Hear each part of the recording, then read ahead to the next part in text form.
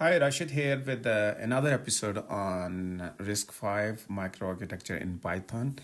And today's video is going to be about CPU controller.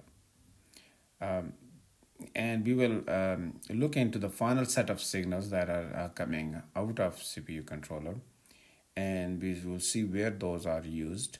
And we will also look into the Python code that we had. So the previous video was about the data path. This is about controller, and the next one I will show you that execution cycle cell in Python, where we are instantiating these this data path and controller, and how we kind of model the clock cycle start, and we do different things, and then we will start one by one, start verifying each of these 37 instructions. Okay, but you will see that even looking into even revising the controller and the overall microarchitecture, you will revise a lot of stuff and learn a good bit even in this video. Okay, so yeah, I'm really on to just completing this verification pretty quickly. So we'll be doing a video every day. All right, let's start. So you know this microarchitecture block diagram pretty well by now, right? By the way, if you like the content, each episode or each video that I upload, since I don't have any feedback, so I really request you to like the video. If you don't like something, you want to mention in comments, feel free to do that. And if you want to encourage me for something, feel free to do that in the comments. So please get involved and press a like button at least if you like the video. So that gives me feedback, because if I see one or two and there are like 70, 80 views or 100 views, I don't know, out of 100 people, how many really like it. And we all get very lazy when we have to good feedback. So don't be more generous when, if you like it, just hit it like, and I will know, okay, yeah, okay, that made sense. And if doesn't make sense, don't give a like. Okay, then I will see, okay, yeah, okay, I missed something, and I appreciate if you can give me in the comment and feedback. Okay, yeah, maybe do this in a better way. So I don't want to bore you. I want to give you some useful and valuable stuff that is important for you. Okay. So CPU controller, last video I said 8, but I missed some. So these are actually 8 signals coming out of controller. But what happens is, let's zoom in a bit. So from decoder, from data path, we gave 8 opcode, func 7, func 3. This is 5, sorry, how many bits are in it? 5 bit, 7 bit, and 3 bit. Okay. Sorry, opcode has 7. One second. See, I'm forgetting. Already forgetting some myself. So I probably need more revision than others. So yeah, 0 to 6, 7 bits. So yeah, I was right here. 7, 7, 3. Okay. All right. So just look at these. So I kind of put them in 1, 2, 3 groups. So very first one is, if you look at this picture, will be clear to you. Okay, first few instructions. Okay, we want to select first of ALU. We want to select one of these inputs. Okay, so and one of these two inputs. So this is what we call ALU source 1 control. So that comes from CPU controller. And then this is same name, ALU source 2 control. Okay, source 2 control can have 0, 1, 2, so it needs 2 bits. One second. It also need 2. Okay, that's corrected. This one need 2 bits. Now, okay, this one, okay, maybe I did. This one needs just 2 bits. Just 1 bit, sorry. Oops, 2 values. I will confirm this later on. But I think that looks reasonable now. Okay, then you have ALU control.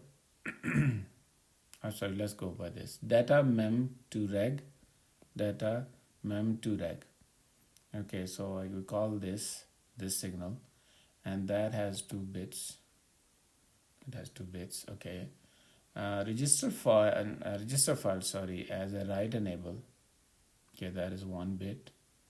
Then ALU control is coming. So this is basically, okay, I'm putting ALU mux A, B, write back, register file write and write, and ALU, which math, which operation is it, add, subtract, and all those.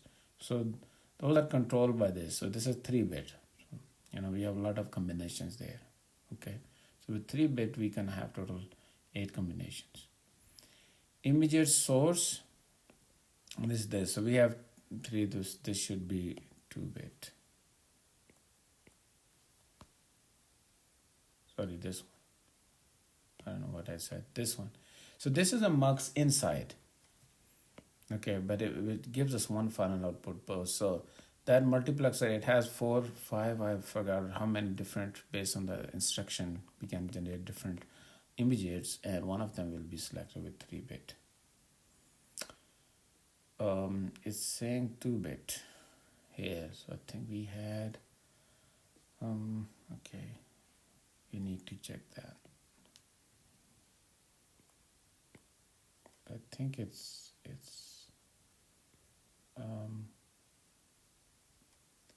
3 bits or 2 bits. Okay, that is immediate generator. Okay, so you good there? That is pretty much covers this one. All right, then we have data memory. On data memory, if you look at, we have read enable, right here, sorry, this clock. Then write enable. So keep in mind, this write enable, this one, these are 4 bits, so for each byte. So we generate that from store when we are writing, store alignment unit. Okay, 4 bits come here, but we only want to generate this when the write enable of data memory, which is single bit, that is 1. Okay, so this output is connected here. So this is not coming from controller, only these cloudy blue are coming from the controller. So this single bit is coming from here, which we use whether to generate proper or zeros or 0, 1, 0 based on which byte we want to store. So this I call a safety gate. Okay, so the first one is data memory, the second write enable goes to the safety gate. This store alignment unit output.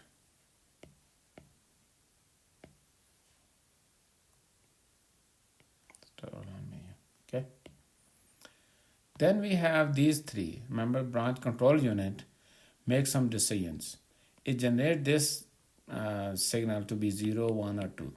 So if it's PC plus 4, it generates 0. PC plus immediate generates 1. If it comes from the output of ALU, because we do some mathematical operation based on PC, then it's 2. So this signal generates, controller doesn't generate this, but this generates it. So this one makes the decision based on ZSOC 4-bit, func3, which again coming from here, not from controller. This one is also coming from ALU. So only these 3 bits, they go there. Okay, that's all pretty much. So all these places you look at, there's 1, 2, 3, 4, 5, 6, 7, 8, 9, 10. And did I count this? Okay, my count is 3, 4, 5, 6, 7, 8, 9, 10, 11. So these are total 11 signals. Okay, now let's quickly look into the controller. We'll not spend too much time on it, but so let's zoom in here. So this is the module control. Okay, so you see that if you count all these signals that eventually we will return, these should be 11. 1, 2, 3, 4, 6, 7, 8, 9, 10, 11. Okay, now it gets opcode I, func3, func7. All right, so it does some initialization. You can see, and initialization, it basically source 1 control is initialized to 1. Source 1. This basically initializes with this value is being selected. Okay, this one is 0, I think, but I don't know, source 1 or source 2? Sorry, source 1 is this selected. And in this one is 0, this is selected. Sorry, that was source 1, my bad. This one is 1, yes. So selecting both from the register file, that is the default is giving it. And default ALU control, it is giving add. So these are things we will initialize and hardware with the reset. Okay, everything else is 0. So you can see now, here's what controller structure is. If op code is 51, so these are all the R type. And if you remember, for all the R types, they have 1 register, 2 register, and they have destination register. They have opcode 7 base. They have func3, and they have this func7. So if you look at opcode is 51 for all of them, and for subtract, we read the func7 to be 32 and func3 is 0. So we say subtract. And if func7 is 32 and func3 is 5, you say shift right arithmetic. But opcode is 51. So that is this if else loop is really implementing that table. So it's 51, yes, it's a R type. And register file write enable we set to 1, because for all these R type we are really writing back to register file. There are 3 registers involved. So destination is also registered, not a data memory. Okay. So func1 is 0, func7 is 32.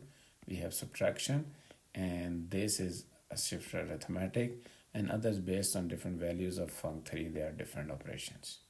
This is simple, right? R type. Okay, I type was something like this. I type has a lot of instruction. Okay, for all these one, the opcode is 19. For this load, byte, load half word, load word, byte unsigned, blah blah, and so these are 3 opcodes involved. And then the difference once within opcode you can change different. So this is 19. This is 5. I think there was I forgot exactly what it was. This is a good corner case we need to test. We will see in a minute. So let's look into this.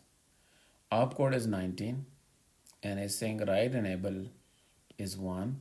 Source control 2 is 1, because we are making sure we are reading from the source 2 is the immediate, because our I type, they all have immediate. So this one is, we are pointing to the output of immediate generate. Okay.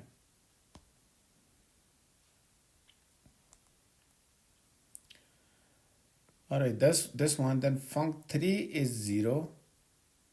Okay, now we have said, okay, these are 18. Func3 is 0. Then add 2 is this, and 0, 2, 3, 4, 5, 6, 7, there's 1 as well. So we have 1, 2, 3, 4, 5, 6, 7. Func3 is 5. So look at this. The 5 has a different case, because we have 2 instruction here. So if func7 is 32, so I'm not showing func7 here. Yeah. So func7 is 32. Then execute this, and else execute this one. Okay, so func7 is actually the differentiator there.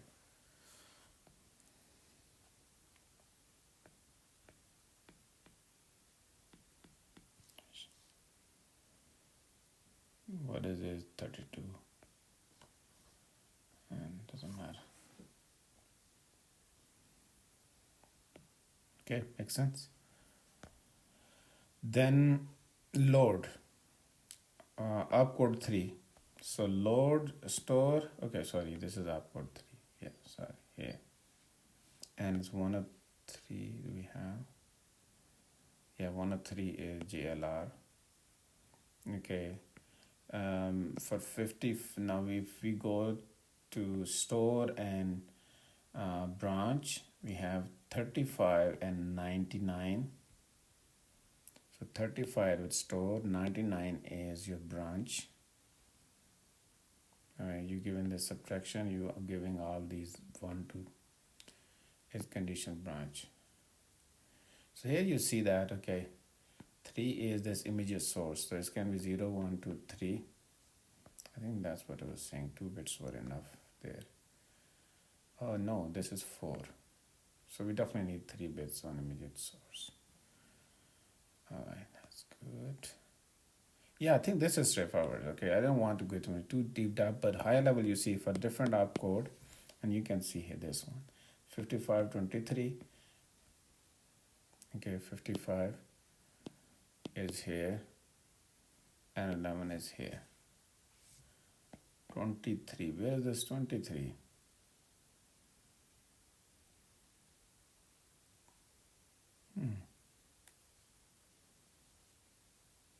Okay, we find a bug. So even code review can give you a lot. Okay, I don't see this one. Opcode 23 is not there, and could be missing because I saw these couple of are missing. All right, so I definitely need to look into that. All right, so that's it, right? So I will fix the other one, but we are continuously developing and improving our architecture and code. So yeah, this is done. You understand this one, you understand different pieces. Now, when the cycle comes, instruction memory comes, and how different things are done, how to print them, let's look into that in the next video. Okay, that's it for now. I'll see you. Bye.